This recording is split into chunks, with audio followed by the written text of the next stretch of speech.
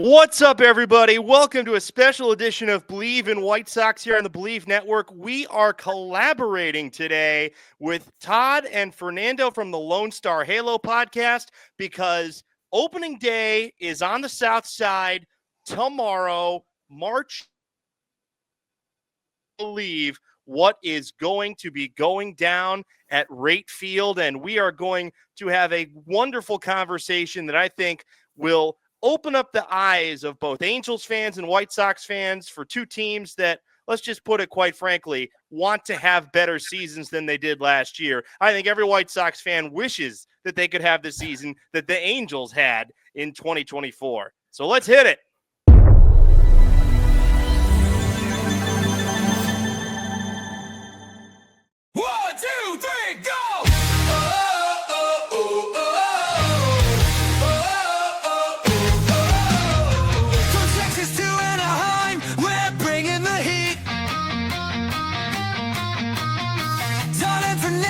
The news every week.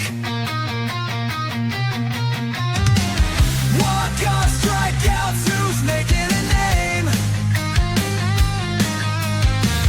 Who's in the clutch and who's taking the blame? Lonestar Halo, fucking baseball, here we go.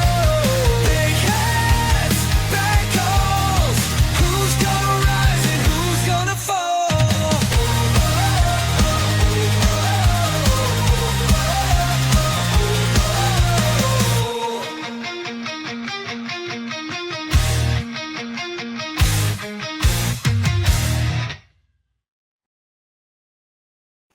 Hey, welcome into the Lone Star Halo podcast along with the White Sox on Believe, the host Greg Moraz, along with the Lone Star Halo. How's everybody doing tonight?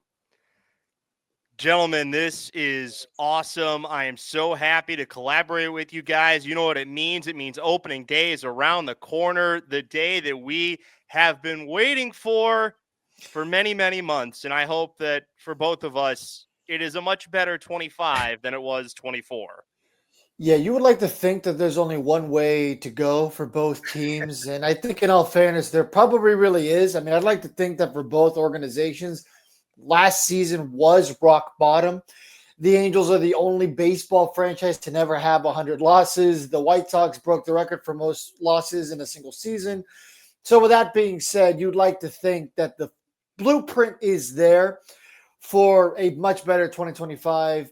But hopefully, Greg, you can help catch our audience up on what the expectations are on the South Side. Now, what part of Chicago are you living in? So I live in an area of town called Streeterville, which is basically north of the river, about 2.5 blocks. I am the research manager for the Big Ten Network, which is about a 20-minute walk west of where I live. So it's a funny story. I actually worked and lived in California for the last 5 years. I worked for the Pac-12 network, and as many native Californians probably know, that did not end well for a lot of us. I hope that the conference rebuilds, but ended up getting a job here at Big Ten Network, moved to Chicago. I've been a White Sox fan basically my entire life. My dad is from the North Side, so he's one of those weird North Side Sox fans. You usually get Cubs fans from the north side and north suburbs, Sox fans from the south side and the south suburbs, but my dad was a bit of a weirdo. He was a north side Sox fan. You actually probably get more south side Cub fans than you get north side Sox fans. So it's funny, my uncle actually lives probably about an hour and 25 minutes north of White Sox Park, Rate Field. It's got a different name, it feels like, every year now. But he was a White Sox season ticket holder for 20 years up until the start of last season. And I'll just say he probably gave up his tickets at just the right time. Oh, God. No. Yeah, I was just going to say yes. I was going to say, Greg, you've been on the radio nationally at all? Because your voice sounds so familiar too.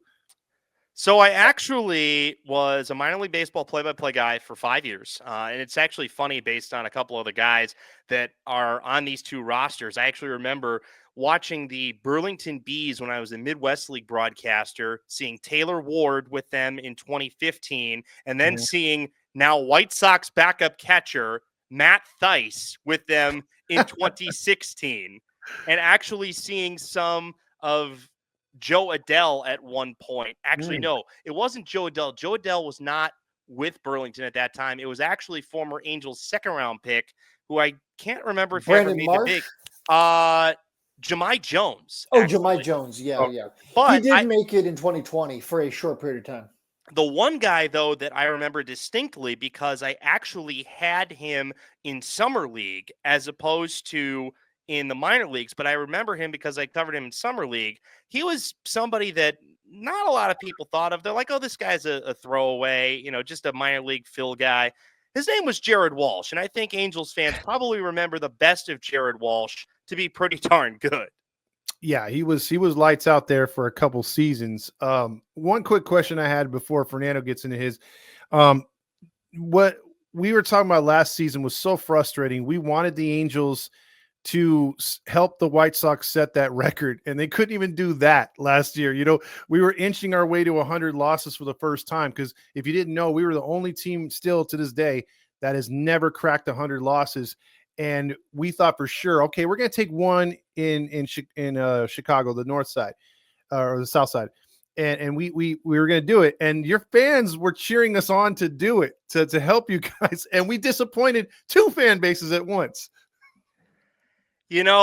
What I'll say about that is that sometimes futility has its limits. I actually went to the White Sox A's game in Oakland 2 days after, or rather the day after the White Sox broke the 21-game losing streak. It turned out also to be Pedro Grifal's final game as White Sox manager. So I can lay claim to two historic milestones. Number one, I saw Mike Krzyzewski's final win in person. That was at the Elite Eight in 2021 at the Chase Center. I was working that event for the Pac-12, and I saw Pedro Grifal's final game as a major league manager. I'm going to say major league manager because I don't think you put up the type of winning percentage that he did in a year and a half as the White Sox manager and get another big league managing job. But again, futility does have a limit. And I guess the Angels just wanted to help us out. They wanted to make sure that we weren't the absolute worst of the worst. And,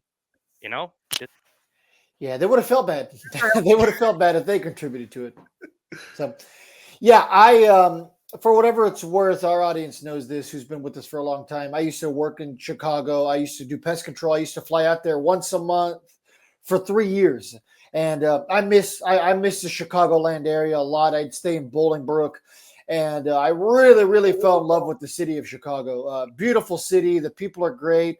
A lot of big rats is the only thing I can say. But, yeah. There was a video that a comedy troupe put up many, many years ago, and I don't think it's appropriate anymore just based upon the accents that were being done, but they had a guy as Ozzie Guillen that was doing a tour of Wrigley Field. I mean, this is not for G audiences, but he at one point in the video, he said, "There's a giant rat over there by third base. It's eating a baby," Oh. which was basically, I think, in response to Ozzie Guillen's insults about Wrigley Field. But yeah, I mean, I guess there's a lot of big rats here. I haven't seen any yet, but I don't doubt that that's the case, Fernando. Yeah. When I was out there doing pest control, I can definitely say that. I mean, I did pest control in Manhattan, New York, too. So, but anyway, yeah, no, I miss the Chicago area very, very much. Before we get into baseball, what is your favorite Chicago deep dish pizza? That's what I miss all the time. I have not found a substitution. There's nothing outside Chicago either. That I tried deep dish and a couple other spots. I'm with Fernando. It's Chicago or nothing. We have a place here in Arlington, Texas, and it's like the most D grade Chicago pizza, but it's all I have. Damn it! So Pequod's, which has two locations, one in Lincoln Park, one in the suburb of Morton Grove, is my favorite. There's actually just down the street from me a place called Pizzeria Due, which is the offshoot of the original Pizzeria Uno. I believe that the two brothers that started Uno got in a fight, and one of them started Due, which in Italian means two. The funny part about it is that you literally walk one block. I believe it's on Wabash. You walk one block and you go from the corner that has Pizzeria Uno to the corner that has Pizzeria Due.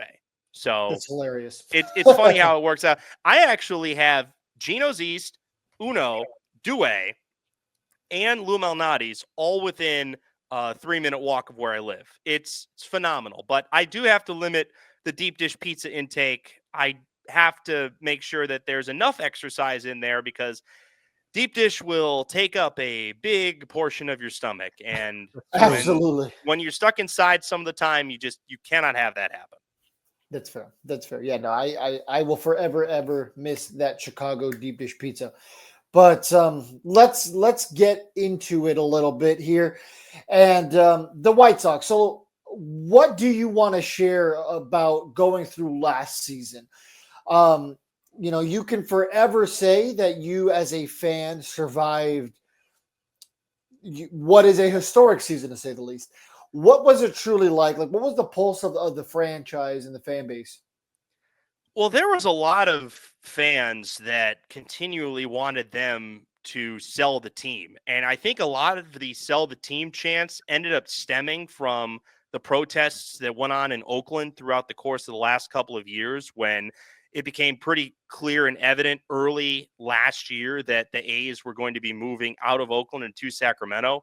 The fan group, The Last Dive Bar, who I'm sure you guys have followed on Twitter and on their various social platforms over the course of the last couple of years, the White Sox fans started doing that chant just because of how bad it got for this team. Mm-hmm. When they traded Dylan Cease in spring training, it was pretty clear that this team was about to enter a tear down mode, but they still had pieces from the team that last made the playoffs in 2021. But it just got to a point where guys could never stay healthy. Luis Robert had a great year in 2023. He fell off a cliff last year. They tried to trade him. Nobody wanted him. I don't think that the White Sox felt like they were going to get the kind of value for him that they wanted back. And it just was a feeling of this team is a bunch of undervalued and really unwanted guys that just somehow find a way to continue to lose close game after close game. There was a stat about them not winning a single game at one point in time when trailing after the sixth inning. I cannot remember what the exact stat was, but they had like one of the worst win percentages in baseball when trailing after the sixth inning. It was basically just, all right, you get past the sixth and you're not leading, you're done. And then there was another stat, and I can't remember it off the top of my head, but at one point in time, they had blown more leads after the sixth inning than they had secured, which to me was incredible. And they didn't have a closer all of last year. They're not going to have a set closer going into this season. So to me, it got to the point where it went from being really bad because they started off 3-21, and it was pretty clear that, okay, this team's going to be bad, but they'll get going and they'll be, what I like to call like a mediocre bad team. Like they were going to win 65 games. And then they had their first 15-game losing streak. And then they had another 10-game losing streak. And then it just got to the point where they just seemed cursed. And they finally started trading away some of their veterans. And they traded away a guy that they had signed for 2 years in Eric Fetty and basically got nothing back for him. Michael Kopech found a second life once he left Chicago. This was somebody that was the centerpiece of the Chris Sale trade back in 2017. And Kopech just got jimmied around. Do you want to be a reliever? Do you want to be a starter? Do you want to be a reliever? They never committed to a role for him. And he just got, as my dad always liked to say, bats in the belfry. And so getting him out of town, you saw down the Dodgers stretch run, like, how valuable he could have been had he been in a situation to succeed. And Pedro Grifol was just completely overmatched. And I think if you had a different manager in there, and I don't know how Angels fans feel about him at this point, but as I said, I'm a Bay Area native. I saw a lot of Ron Washington manage baseball teams. He is somebody that I believe would have gotten them at least 20 more wins. Yeah, I Really? think I think so. I think with Ron, we always struggle on this because if we wanted to talk our history, we could do like 3 or 4 podcasts because we've complained a lot. The thing is with Ron, we just don't know, or we for sure because they won't say it. They're very tight-lipped with whatever they do here in Anaheim. That they're not allowing him to rule as he did in Texas on pure gut. It's more analytics than anything. I think that's what hurts the teams, and he helps the development big time. We've seen that here. But one thing I wanted to run by you before Fernando gets into his next question or comment is being that the Angels were so close in 05 versus you guys. I still believe to this day, if Josh Paul makes, the throw to first base to get Brzezinski out, we win that series. All the momentum went your way. The entire series changed. And I think anyone that would have came out of that, whether it was us, you, or somebody else out of the American League was going to kick Houston's ass that year. So that was a guaranteed title that I still wish was ours. I'm glad you guys got it and broke the curse, but still, I feel like, damn it, we should have our second World Series championship because I felt that was a great team. And going on from that, I just had to throw that out there. You guys, we had a playoff run for a while. You guys kind of tore it down a couple years later. And then you guys, as we had one more run in 14, you guys got all these guys like Abreu and got younger and looked like you were on your next playoff run. What happened to that White Sox team? Because it looked like you guys had second life. You guys were going to have your little playoff run and get it going. The glory days would be back in a way. Yeah. Tony La Russa happened, guys. That's what happened. I mean, quite simply put, Rick Renteria was a great manager for a rebuilding team. Rick Renteria had great relationships with a lot of the Latin-born players. The Eloy Jimenez's, the Luis Robert Jr.'s of the world, the Juan Moncadas. He knew how to relate to players. He was somebody that was the right guy to come in at the time and be sort of the steward for this rebuilding White Sox team that made one last competitive run. They had a great April in 2016, and then it all fell apart. They realized that they were going to finally have to tear it down because the Kenny Williams era as this team's head of baseball operations was, we are always going to find a way to stay competitive. We're always going to make the trade that is going to keep us in it, even if it is going to sacrifice the guy that may be a part of this team 3 to 4 years from now. He kept doing that effectively for 15 years, and finally it was time to blow it up.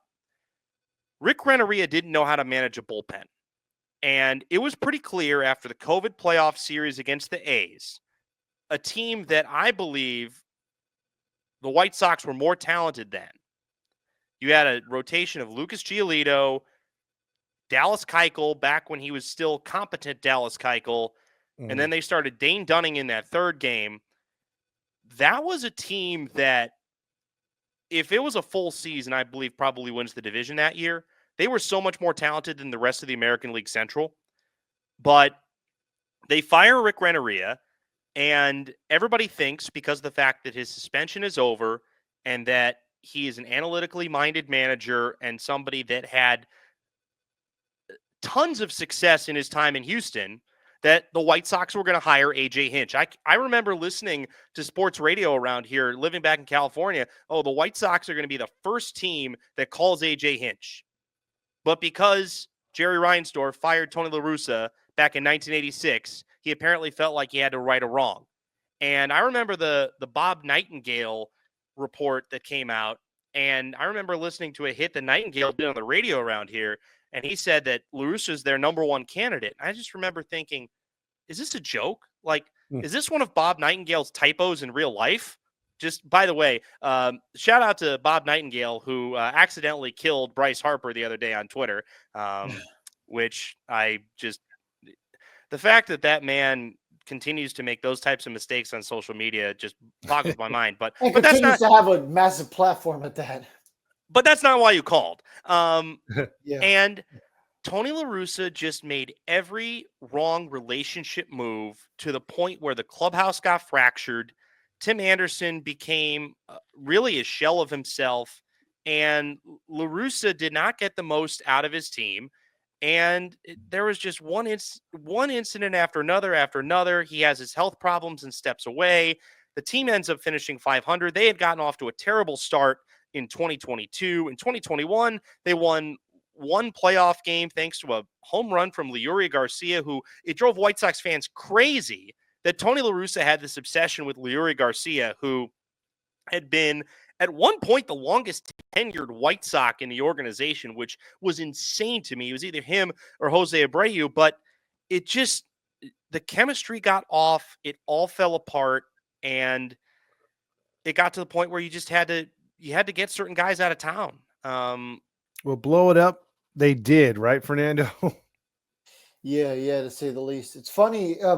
Before the Tony La Russa went to the White Sox, I think he was working for the Angels because that was 2019 that he was the senior advisor of baseball operations for the Angels, and then from there, that's where he went to Chicago. That was kind of ironic.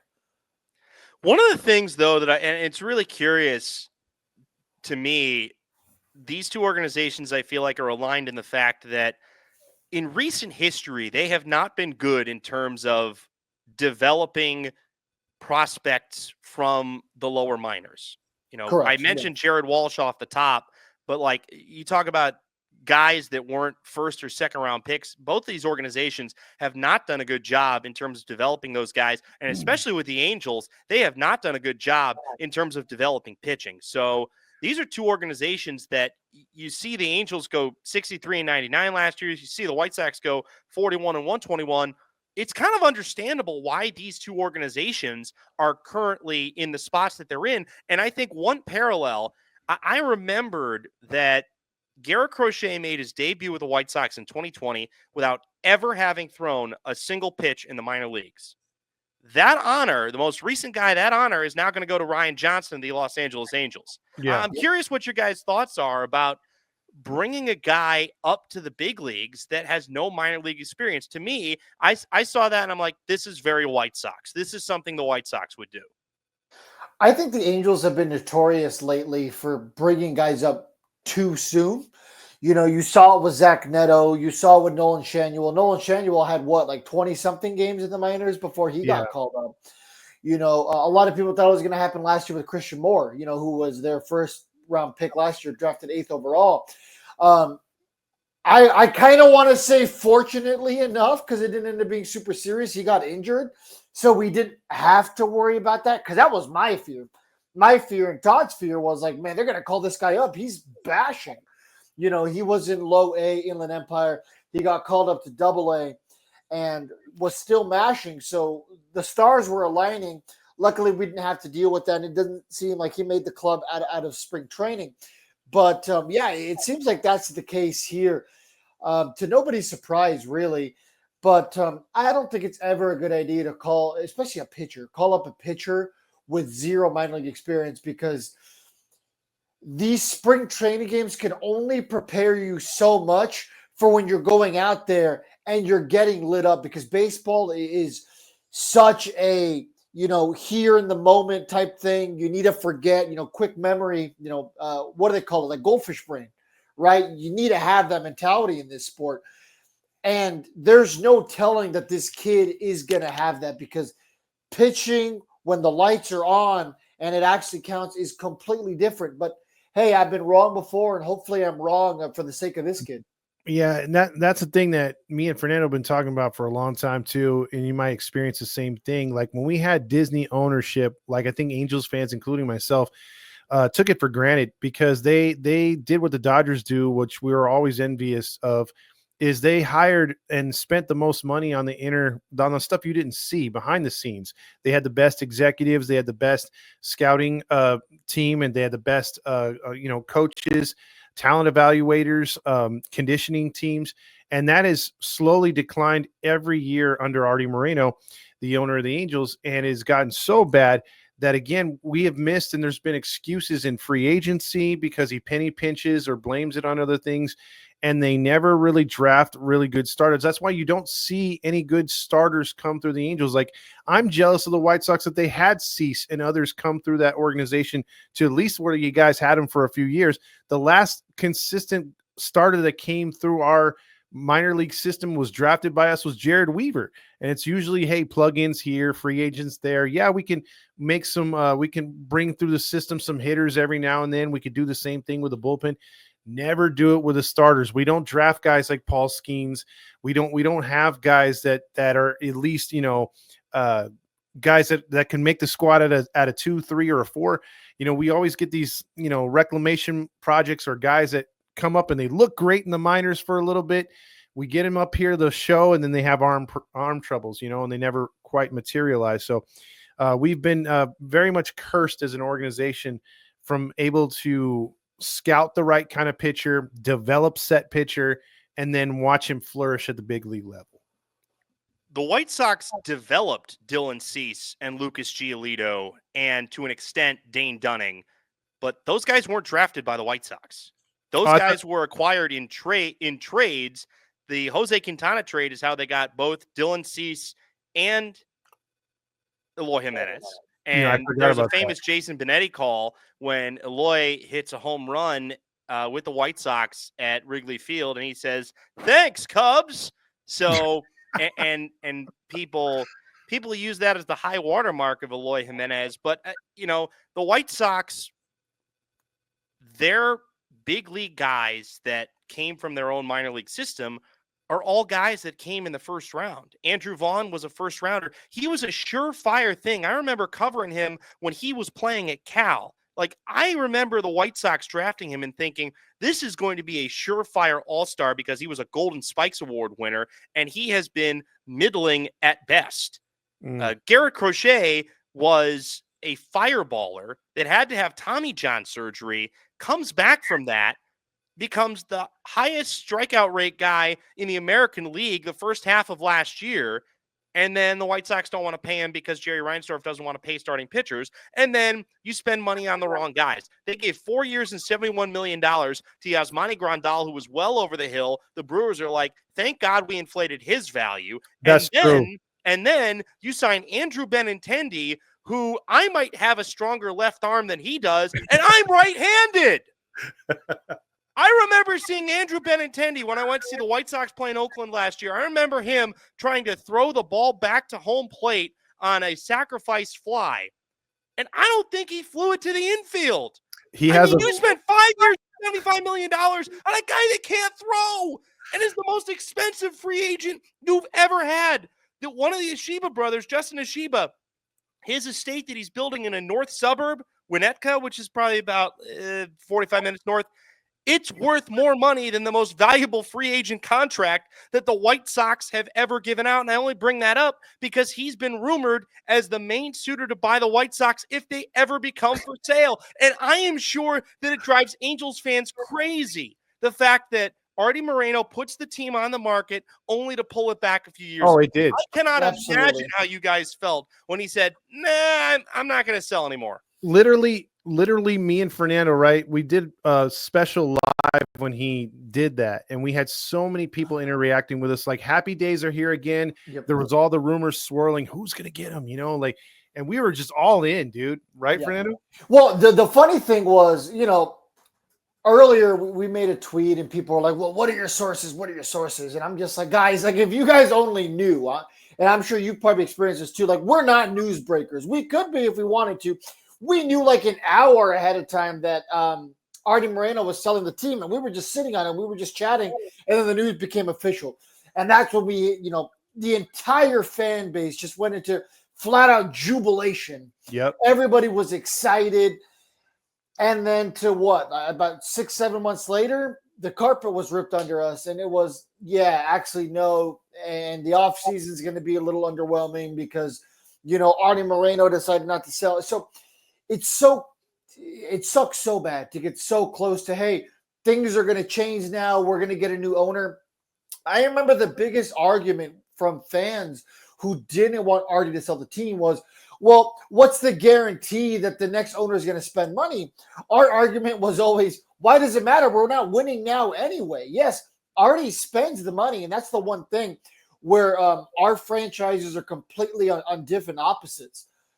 The Angels spend tons of money, but it's never on the right guy. It's always overpaying when they shouldn't be. They should be building out their depth, not getting Anthony Rendon. CJ Wilson, anybody? Oh, we can be here all day, and we've done a show about bad contracts. I mean, that year they ran it like a fantasy football draft where, okay, we need pitching. Garrett Cole was there. It didn't work out for whatever reason. The Angels couldn't match what the Yankees had. Okay, you go to the next available pitcher. No, the Angels went to the next available player, and they got Anthony Rendon, and we were blessed with that great contract.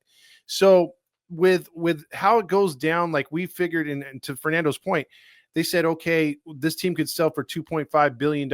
Okay. And then fans were still stupid, or they were like, hey, I don't think that they're going to, we could get an owner that sucks worse than Moreno. It's like, no, you're not going to pay $2.5 billion for it to sit there. You're going to do what, the dude in New York did, and he's pumping money into it. So, I mean, I was excited for that. I was excited for a regime change. And so that was a kick in the balls last year to get us, going.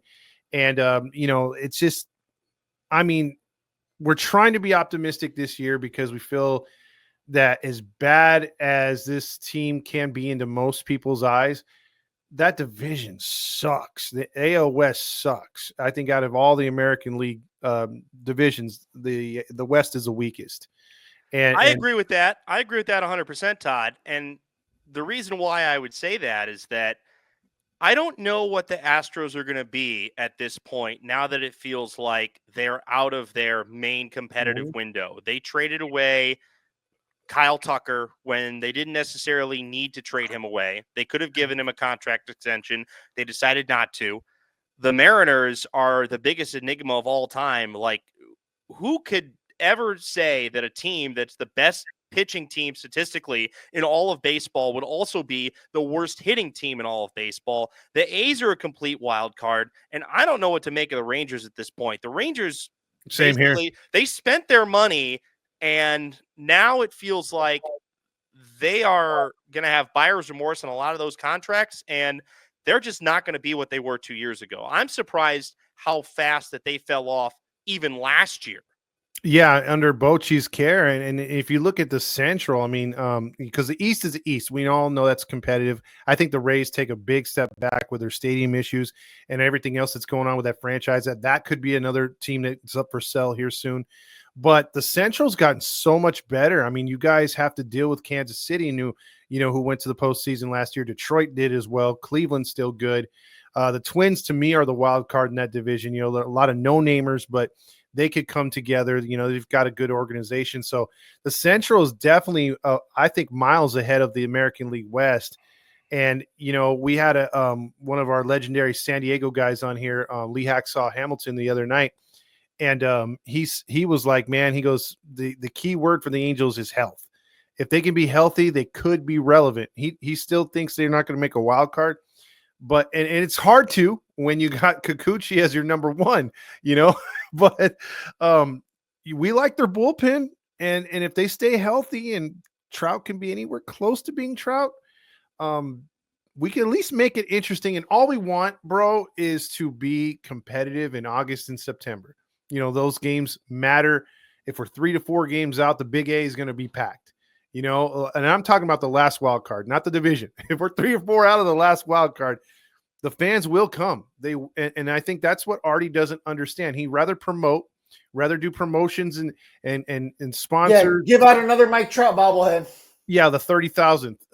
He doesn't understand. It's the old adage: if you build it, they will come. If you build it on the field, they will come.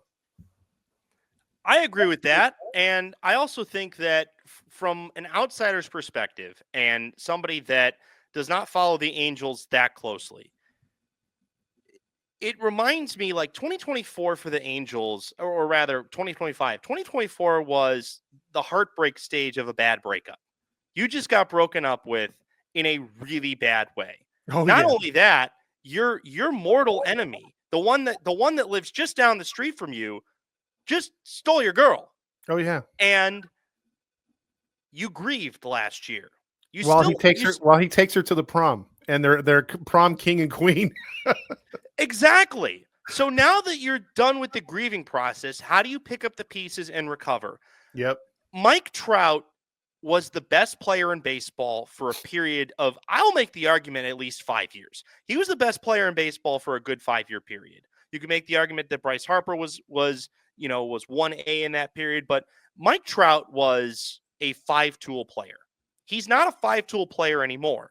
And the contract that the Angels gave him at the time was consummate with his performance. I don't think that you can argue. Maybe you guys have another argument to make, but I don't think you can argue that Mike Trout's contract was a bad contract because he was worth Not at the every time, penny for of it. sure. No. And I don't think people were going to see, maybe some did because he's a pretty big guy.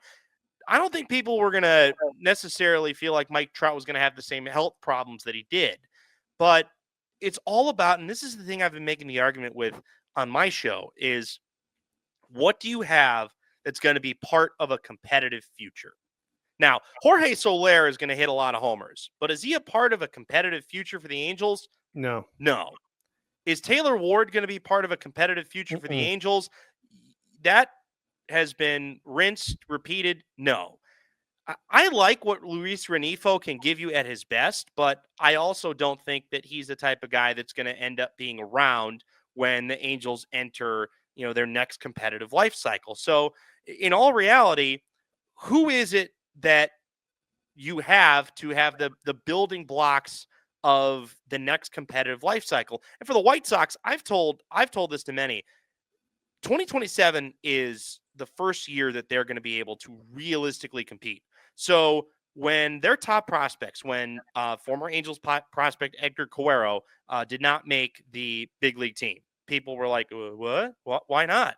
Don't start his service time clock. Kyle Teal, who they got from the Red Sox in the Garrett Crochet deal, he's not going to start the year with the big league club. Why? Don't start his service time clock. Same with Colson Montgomery, who has been the heir apparent to Tim Anderson ever since he was drafted. Noah Schultz, who's the number one left-handed pitching prospect in baseball right now, and somebody that is a Chicago area native, the number one prospect in the White Sox organization.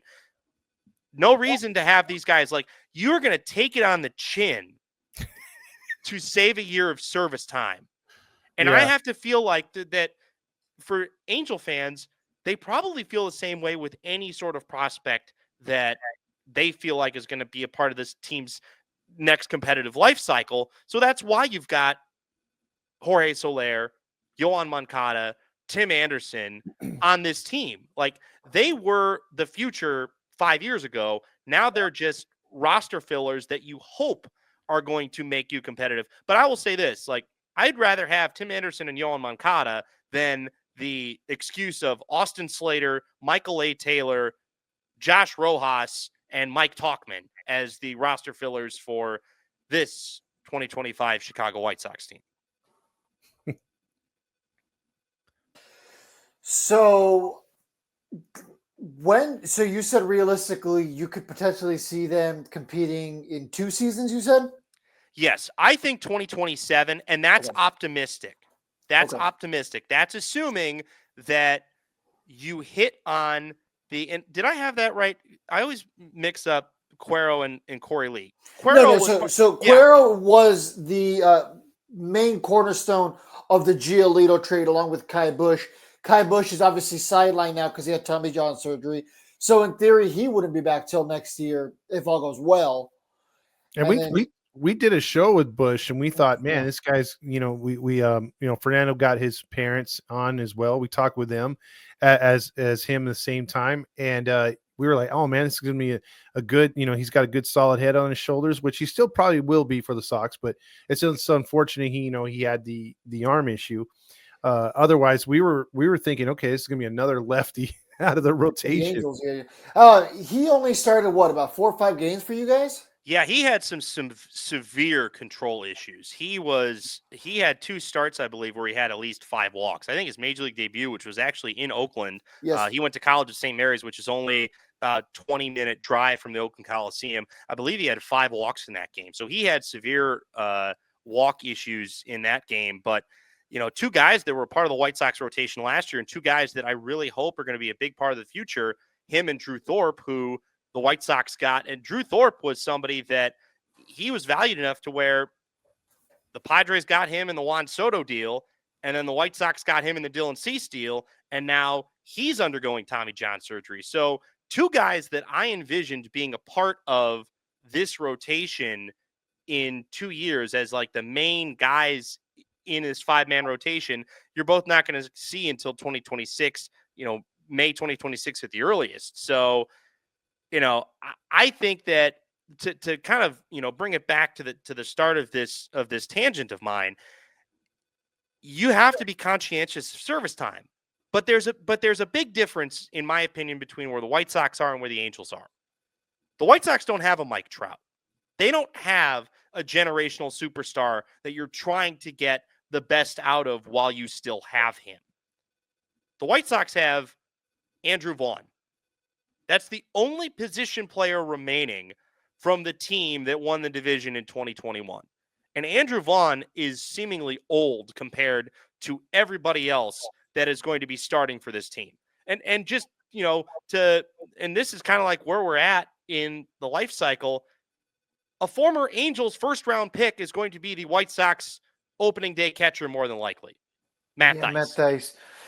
Yeah, it's also funny because a lot of our fans have been making the joke that the Angels and the Braves are continuously trading, and then the White Sox and the Angels are non-directly trading, right? Because we gave Matt Dice to the Cubs, and then the Cubs gave him to you guys. So it was kind of like, a swap. Because who did we end up getting? It was Yoan Moncada. So everyone's like, okay, so essentially we just traded Yoan Moncada for Matt Dice. Yeah, we've done a lot of those kind of moves with the White Sox, or with other various teams. Like, well, you're talking about the service time. We start the service time with the Angels really quick, and I think this was the first year, like Fernando was saying earlier. We would have brought up Christian Moore, but we went out and we got Newman, got a couple other players to fit the infield.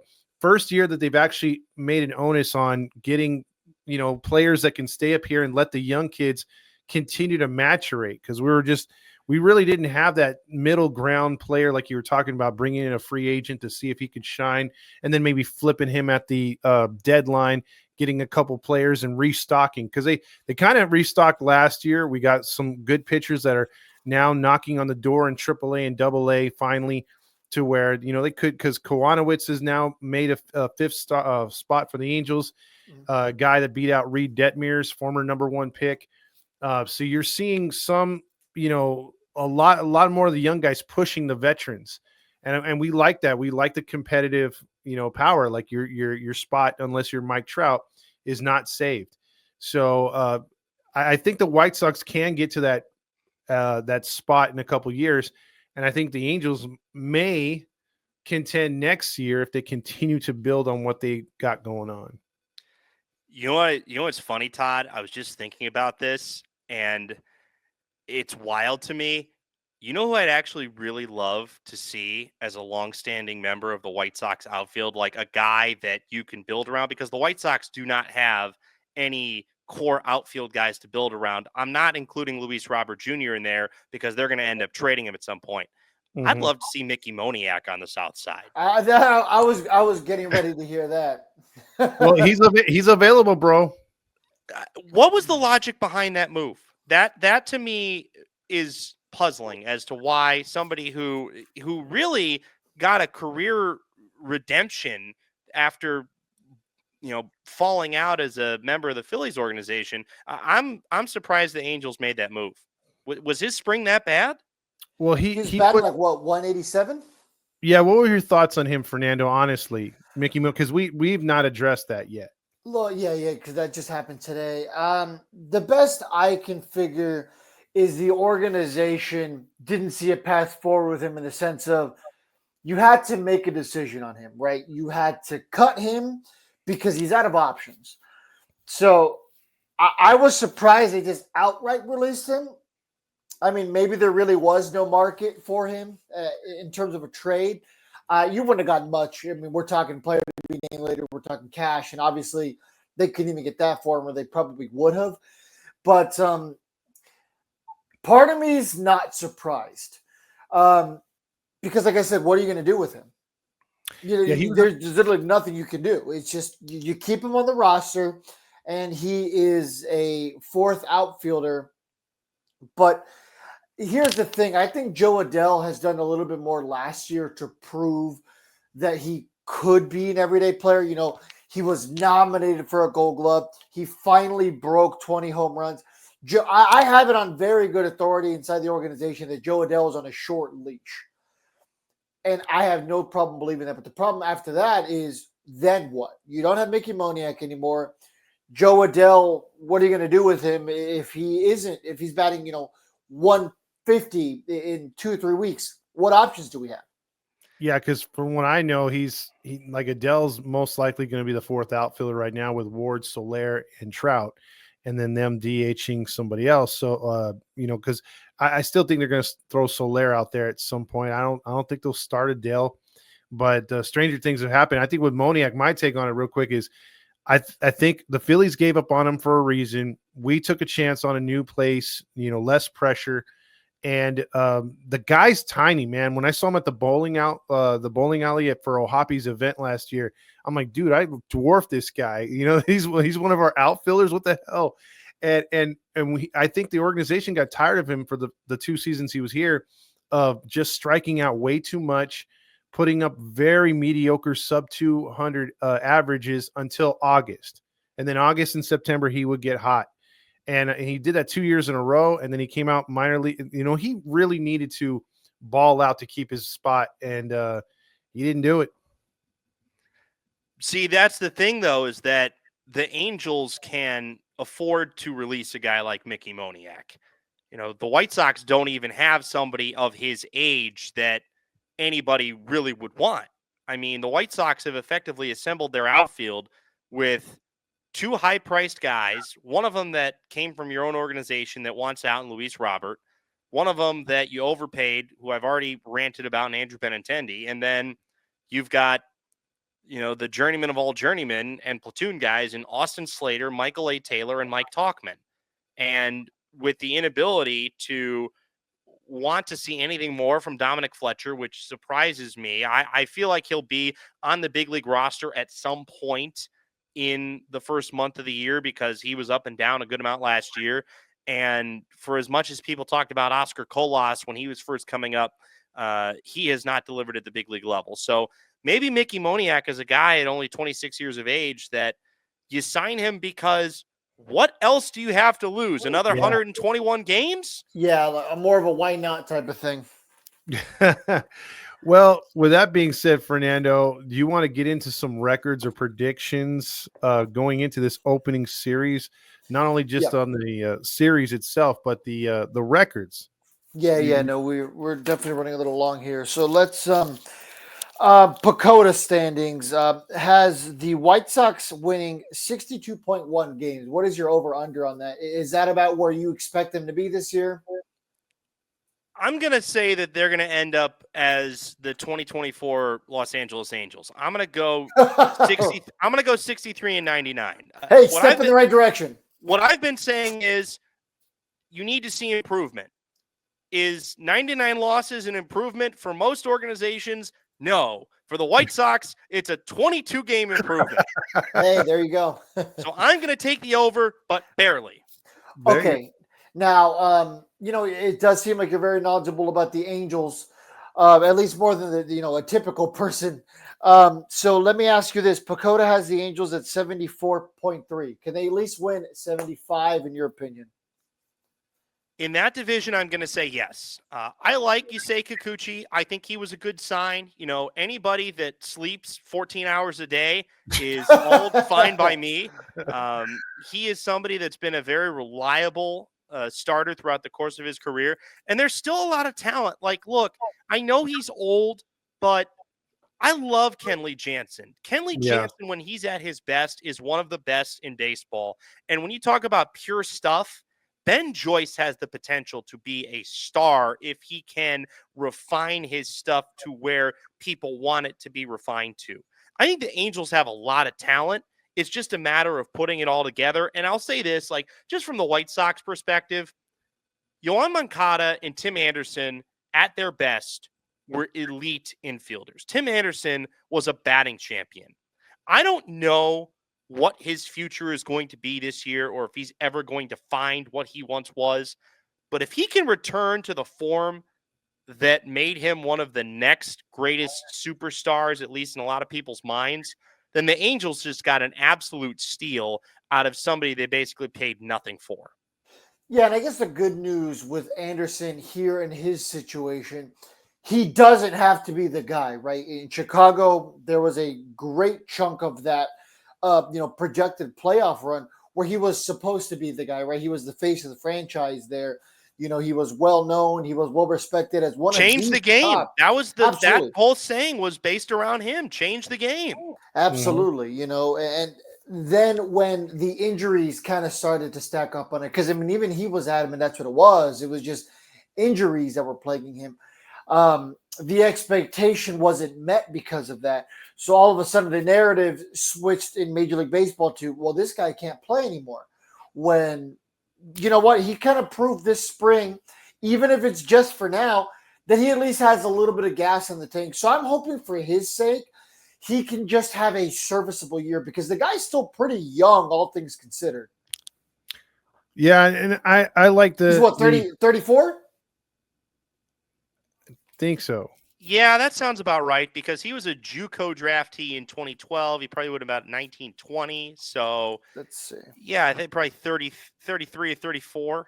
It'd be nice for him to have a bounce back year because I know he's said some things about Ron Washington. 31. 31. Yeah. Ron said that he's doing really good infield wise as far as defensively, and he feels more comfortable in the box this year. So we're looking for him to hopefully contribute, not be the guy, but be one of the guys. And I think that'd be good for the Halos. My prediction real quick on the Sox, I think I'll go with you on that one. I'll match you. The 63-99 would be a nice turnaround for the Sox. And then I'm going to be a little bullish because I do believe for once in the last 10 years, we can stay relatively healthy. I'm calling 500 a successful year for the Angels. I'm calling 500, baby. Ooh, I like it, Todd. I like the confidence. Yeah, a little too Halo honky there. I'm honking my honk, as we like to say over here, man. I'm liking the 81 and 81. Now, Greg, let me ask you this as we slowly start to unwind here. Now, for this upcoming series, anybody who doesn't understand what's going on the south side of Chicago, who should our fans be paying attention to on that side of the fence? Is there anyone they should be worried about who might take advantage of the Angels this early in the season? Well, certainly nobody that is going to take advantage of the Angels early in the season. There's nobody that I'm going to say, watch out for this guy. I mean, Luis Robert Jr., when he's at his best, is a 30-homer, 95 RBI guy. But the question always becomes, and he had a really good spring, but the question becomes, is Luis Robert going to be at his best?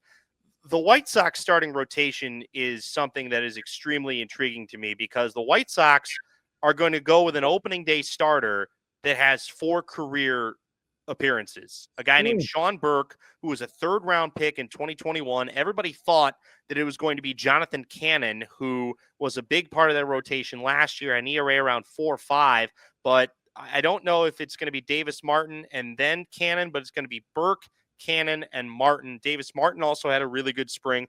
All 3 are right-handers. The Angels are going to end up missing Martin Perez, who is going to end up being the White Sox 4th starter, somebody that Angel fans should be very familiar with from his time with the Texas Rangers. So I just think that there's a lot of unknown in this White Sox bullpen as well. Like, there's a bunch of guys. It's like the movie Major League.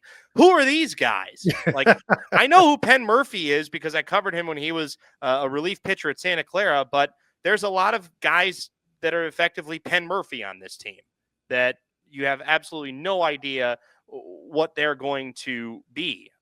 So if I have a prediction for the series, I think the Angels take 2 of 3. By the way, unfortunate that the only time it's going to be over 70 this weekend is going to be on Friday, and that's the one day that these teams are not Neither playing. team's playing.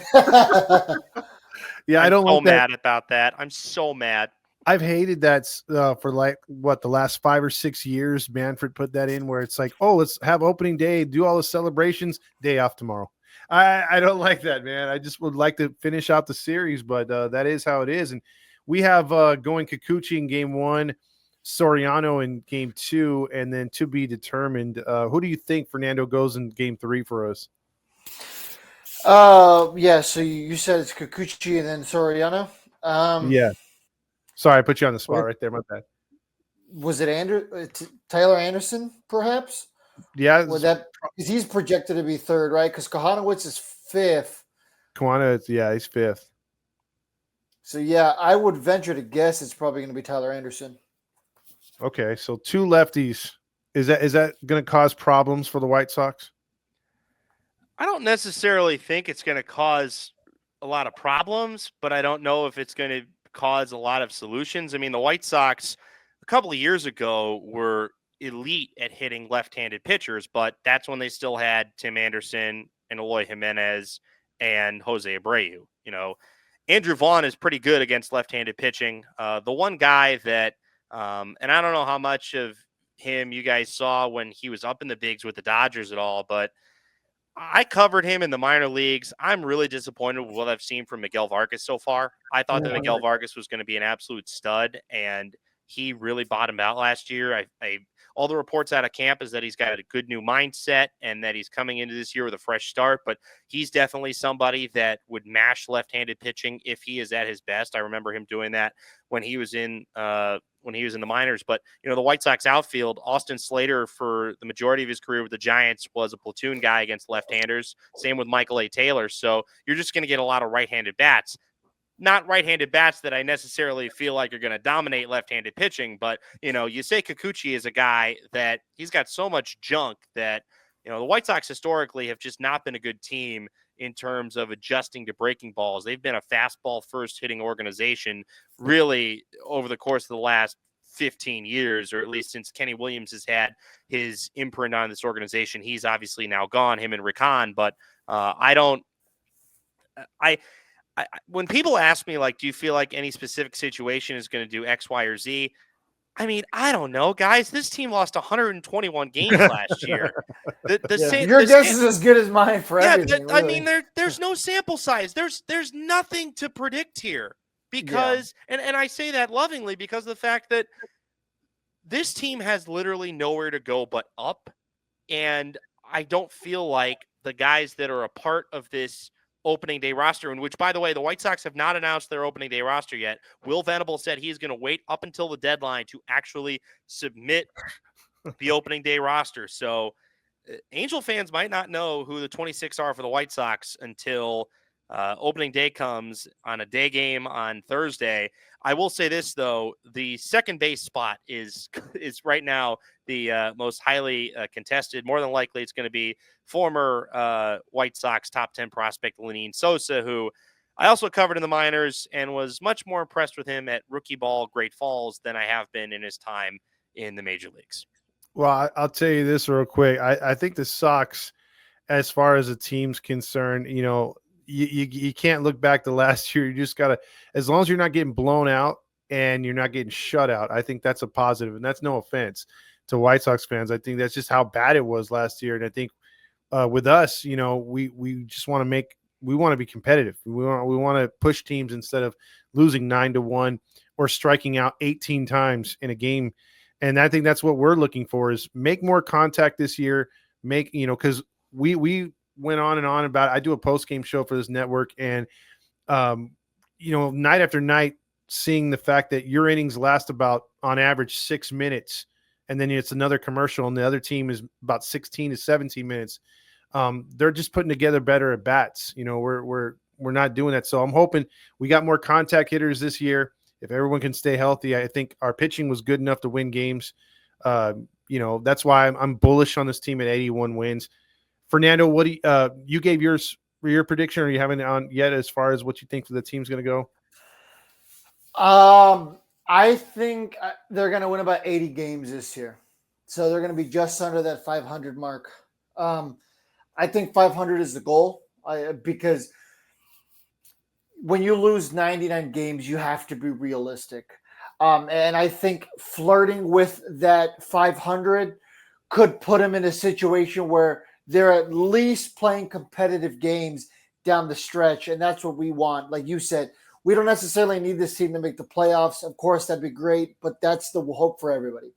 It's not feasible for where we are right now. So if you could take a significant step forward, which I think flirting with that 500, I think being in the first, perhaps the second week of September, and still more or less being in the thick of it, quote unquote, I think that's a step in the right direction. You know, if Zach Neto's going up there, taking meaningful at-bats, having an opportunity to give the team some life down the stretch, that's going to go a long way to getting these guys ready for when push comes to shove. The window is actually open. Great. You don't have to worry about Neto being clutch because he kind of proved last year that he has a little bit of a clutch gene in those minimal opportunities he had. But this is what you need with those young core guys. And I think that's what Greg's kind of said. The White Sox don't have that core yet. The Angels, at least with Joyce, Shanuel, Neto, Ohapi, they have at least the foundation. So you can maybe get some of these depth pieces, the Newmans, you can kind of get Soler to at least give the false idea that something's going to change. And hey, maybe there is a little bit of hope. You know, it is a wide open division.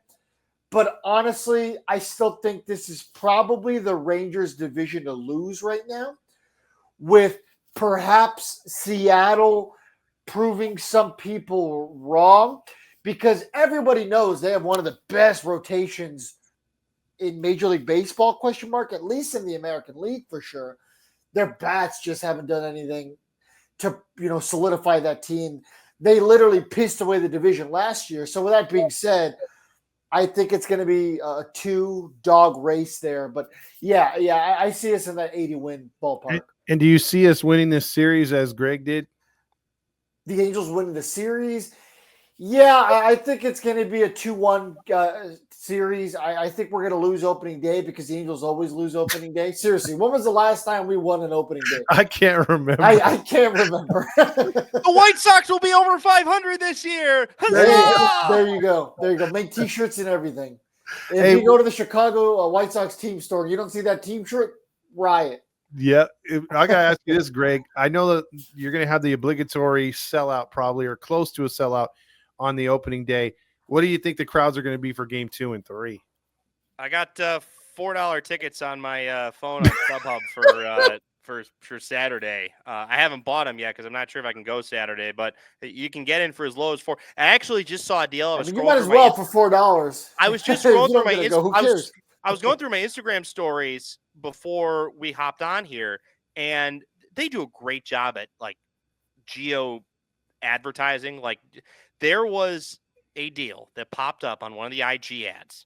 The Sox are doing $19 for a ticket in the upper deck and 2 beers. That's pretty good. Wow, that's crazy. Beers. So there's some Major League Baseball stadiums. You might have to. Yeah, there's some Major League Baseball stadiums where a beer is like $15 alone. Well, it's Angel Stadium. We do have small beers for $4.50 still. We have some pints for $8, but the tall cans are going to run you between $16 and $19. And if you go to Dodger Stadium, their tall cans are $27. So man, you can go to a White Sox game, and for you alone, for $50, I mean, you could basically end your life, or at least send like a drunk text to your ex. With $50, you can get 4 beers and a ticket. So I mean, hey, that's what I'm saying. The one thing that I will say though, like in terms of the Angels and their competitive life cycle, I want to read off these numbers to you because I think that this is important. 75, 79, 87, 90, and 96. These are not just random numbers. These are the win totals for the Texas Rangers in the first 5 years under Ron Washington, with those last 2 resulting in them getting to the World Series. This is somebody that's going to get this right. Ron Washington, because of everything that happened with, how all that went down after the 2014 season, Yeah, the off the field stuff. he got a raw deal. Mhm. And I will say this, Marcus Semien was developed into the star that he was because of his tutelage under Ron Washington when Wash went back to Oakland and Semien was traded from the White Sox. This is somebody that's going to get this right. He may not necessarily have as many tools to play with in terms of he doesn't have an aspiring Nelson Cruz. I can't believe I can't remember some of those Rangers teams. They did make, consecutive World Series, but he's going to get this right. I have faith, just knowing and following him from living in the Bay Area most of my life and him being a coach for the A's for a long time. He will get this right. And I feel more confident in saying that about him than I probably would have said about Joe Madden, because I will, and I will say this to this day, and Cubs fans will hate me for it. The Cubs won the 2016 World Series in spite of Joe Madden. Oh, 100%. He did not win 100%. because of Joe Madden. That team could have been managed by almost anybody, and they probably would have won. And if they were managed by somebody else, they probably win it in regulation, because Rajay Davis is not hitting a home run off of Aroldis Chapman, because Rajay Davis doesn't hit home runs off of anybody. Aroldis Chapman almost single-handedly sunk that Cubs team. There's a lot of games during the postseason that he almost blew. Believe me, Angel fans know Madden was not the reason why the Cubs won that World Series. He was not beloved here, that's for sure. And I hope the clip. Well, the second go around, people loved him the first time. Yeah, the first go around, but they loved him as a bench coach. But exactly. I'll just say this though. I'll clip what you said and hopefully hold on to it, because I do want this team to flourish. We love Ron Washington here. We want this team to be better. But it's just it's the owner, man. It's the owner that's killing us. You have experience with that too, unfortunately. And we're hoping that things change. But Greg, as we wrap this one up, man, we really appreciate your time. It's people have been telling us, hey, it's gonna be another long season with the Angels. We're ready for it. Are you ready for it? On your side? I'm ready for it, guys. I live 4 train stops away from the ballpark. I'm going to be down there as long as humanly possible. Look, I love baseball. I love this team. This team has not given me a lot to root for, but now, this is the closest I've ever lived to the ballpark. I went to college in the North Burbs here. So this is my second time living in this area. I was a lot closer to Wrigley than I was US Cellular Field at the time, but I would still hop on the train and take the train like an hour and 10 minutes down, hour, 10 minutes back, because I'd rather see the White Sox than see the Cubs. I love this team. And I'm just hopeful for something better. What I want to see, and I'm sure this is what Angel fans want to see, I want to see something tangible that we can hold on to years from now and say, that's a reason why this team became competitive again. Correct. You need to see the pieces that are going to make this organization competitive again. And however it shakes out, I think there just has to be optimism that it's going to get better. These are two teams that it can't get much worse. It's going to get better.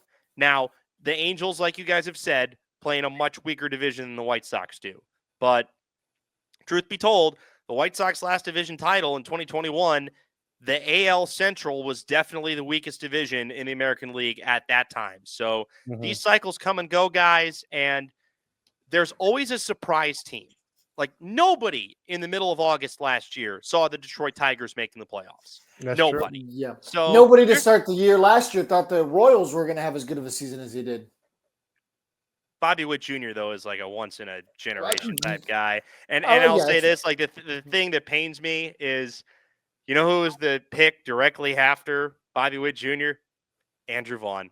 Hey, he's still on your roster. Yes, he is. And he's like the only one. Yeah, that's fair.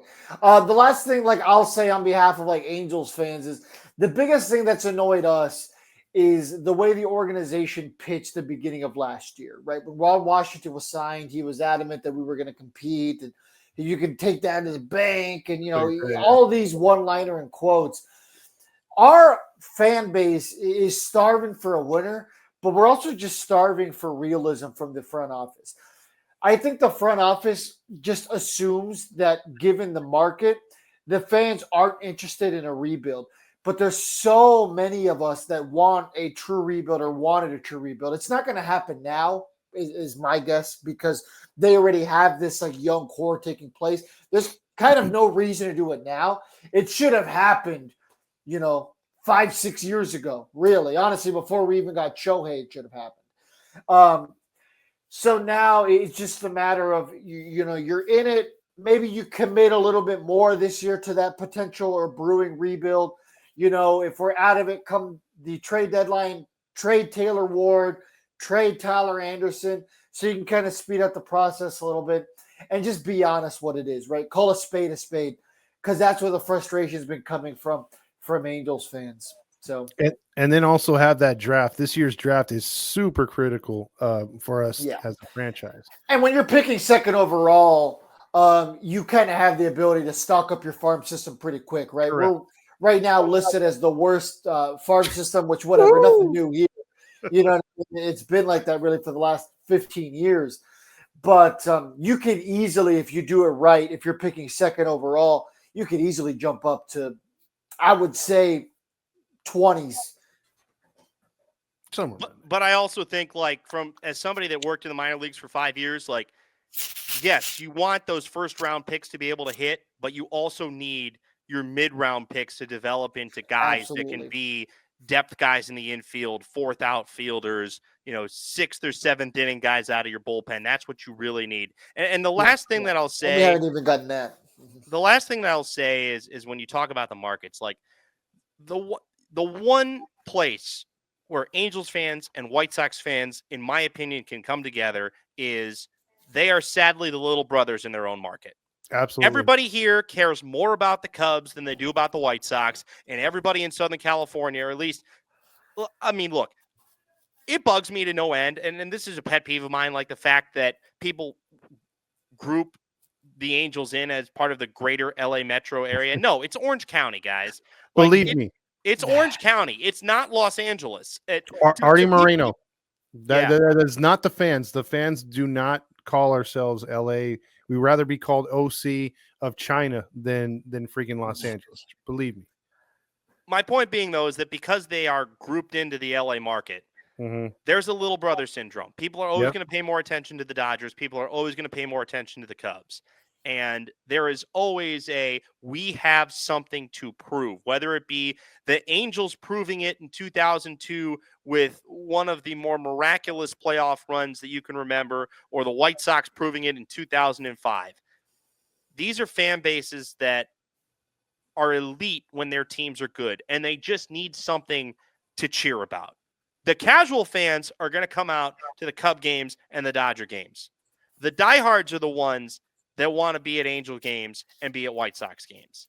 And I feel like if you see these two teams good again, it's better for baseball because you have large markets with fans that really care.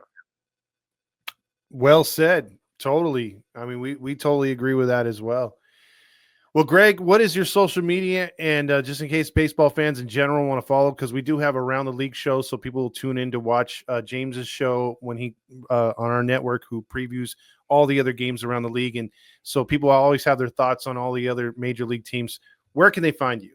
You can find me on X at Greg D. Mroz, Greg, capital D, capital MROZ. You can also follow me on Instagram at Wizard of Mroz 22. It's a little play on words that I have there. You can also search Greg Mroz on YouTube if you ever want to watch the Believe in White Sox show on our YouTube page. But just let me tell people, like, you'd rather hear me than see me. So I would say subscribe to, if you're an Angels fan, I don't blame you if you don't want to subscribe to a White Sox podcast. But if you're ever interested in what's going on in our world, check us out at Believe in White Sox on Apple Podcasts, Spotify, Stitcher, Overcast, TuneIn.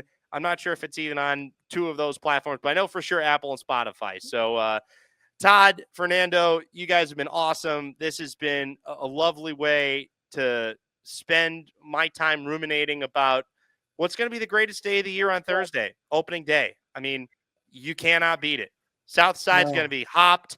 The Cork and Carry, which is this great little bar just north of the ballpark. I mean, if I can find a way to get all my work done by like noon that day, I'm going to hop on down there, have a couple Miller Lights, and hear everybody talk about the White Sox, because that's how everybody that is around that part of the yard always likes to talk on opening day. Or rather, this is a South Sider accent. It basically is effectively like the super fans from Saturday Night Live. Like, people actually talk like this. Ditka, absolutely. Bears. Fernando. No, thank you for joining us. Always fun to talk baseball. And hey, at least for Thursday, both our franchises are optimistic. You never know what can happen. So yeah, it'll be Undefeated, fun. baby. Yeah, one team's going to be undefeated, at least for now. Won't last for guys. I'll tell you. I'll promise you that. But yeah, hey, there's, like you said, opening day to me is Christmas every single day. And I love this game. You know what I mean? No matter what happens, no matter how bad the team is, I mean, I love the team. I love the community, man. There's nothing like it. There's nothing like going to an Angels game. That's the biggest thing I miss about now living in Texas, not being able to go to the Big A whenever I want to. So super envious, Greg, that you're just a quick little pop on the subway away from the stadium. It's the best, man. You get on the subway and you get on there with fellow White Sox fans, and you feel like you're a part of the community. That to me is one of the best parts about living in this city and being amongst this group of fans. And I can't wait, man. Every time I go back into that ballpark, there's a tingling feeling inside that I'm home. Like, I'm always going to feel like I'm at home when I'm inside. I'm still going to call it the Cell. Great field. I mean, that you knew things were going bad for the White Sox when they took on the corporate sponsor of a downward facing arrow. Yeah, that's fair. You know what? I never made that connection, but yeah, that's fair. And all that just for everyone to still call it Comiskey Park. So yeah, people call it Sox Park, New Comiskey, U.S. Cellular, the Cell. It's whatever you want to call it. Park. Yeah, whatever floats your boat that day. Does anybody still call the Big A Edison, or is that like long since passed? No, everyone calls it the Big A for sure. There is a couple seats that still bear the Edison logo. Most of them do. At the very end, it'll still has the logo. They never got rid of the logo. That's how cheap they are. But all right, Greg, great time talking White Sox baseball. We'll hit you out with the outro. Catch his show, catch ours, and we'll do a recap of the series when it's all said and done. Catch you guys later. Bye, everybody. Lonestar